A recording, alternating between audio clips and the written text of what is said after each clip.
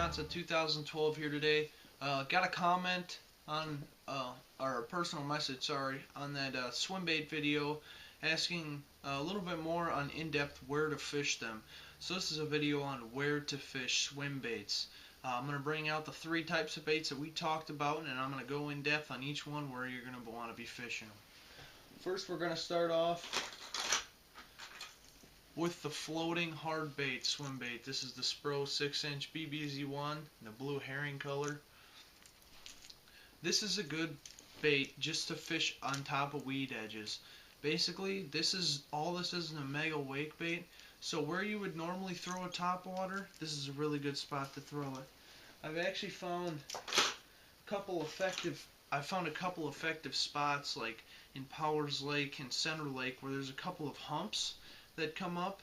Alright, if you throw that swim bait, because those humps come up to about 8 feet on their own little flat, found it very effective to just twitch those swim baits and wake them over that hump, and those fish sitting on the break a lot of times will get their attention, especially with the years past with the very clear water. Next, I want to get to I'll get to the next bait here.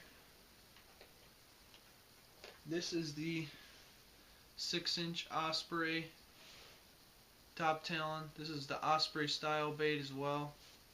But these are just good baits to fish on points, secondary points, deep structure. These also come through timber, I guess, very well, and in grass. These baits really excel when you throw them around grass. And what I mean by around grass is a lot of times a bluegill is going to be hiding in the grass.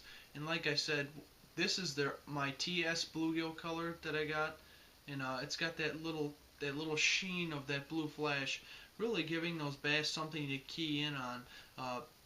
You throw this a lot of spots where bluegills will usually be, and I like to actually throw these after the bluegills when their bluegills are actually spawning. Throw this on the edges of their spawning flats, and you can really catch some monster bass waiting in for them singular bluegills just to swim out. Another good spot to fish that, like I said, is in grass.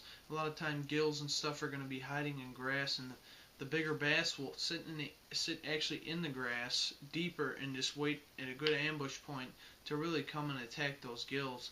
A lot of times, if you cast that swim bait out, let it sink, get it into the weed bed, and start cranking it through, you hit a weed just like you would with a trap or a jig or anything. You rip it loose, and a lot of times those big bass are going to come up and eat it because they think that bluegill's trying to get away or it's dying.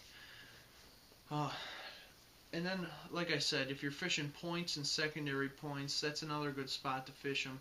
Secondary points anywhere from 15 to 20 feet of water, where they start really dropping off, hitting them break lines.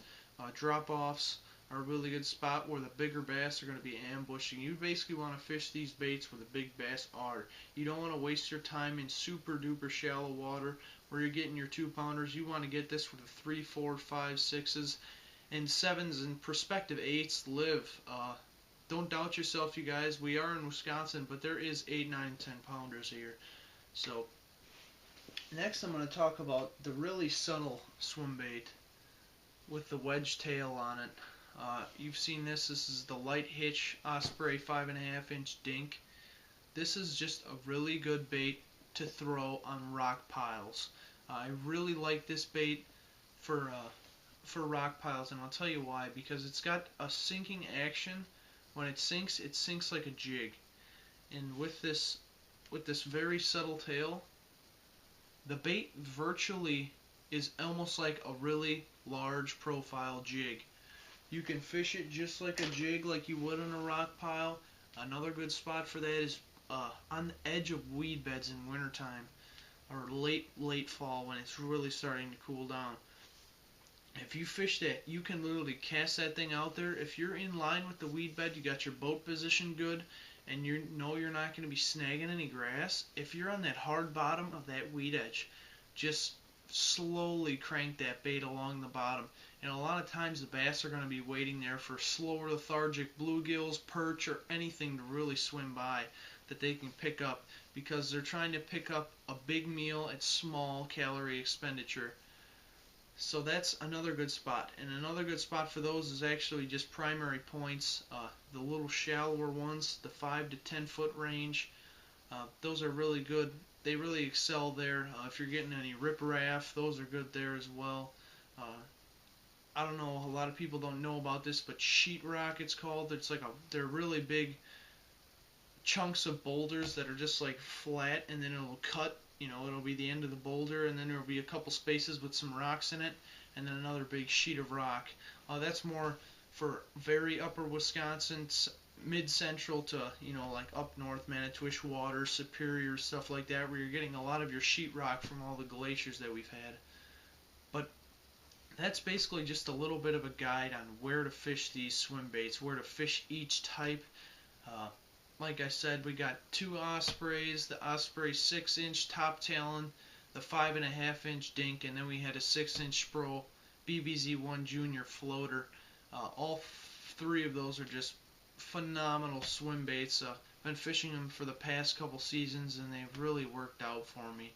So this has been Fishing Wisconsin 2012. I hope this helped you guys out in your swim bait hunt, and I will see you later.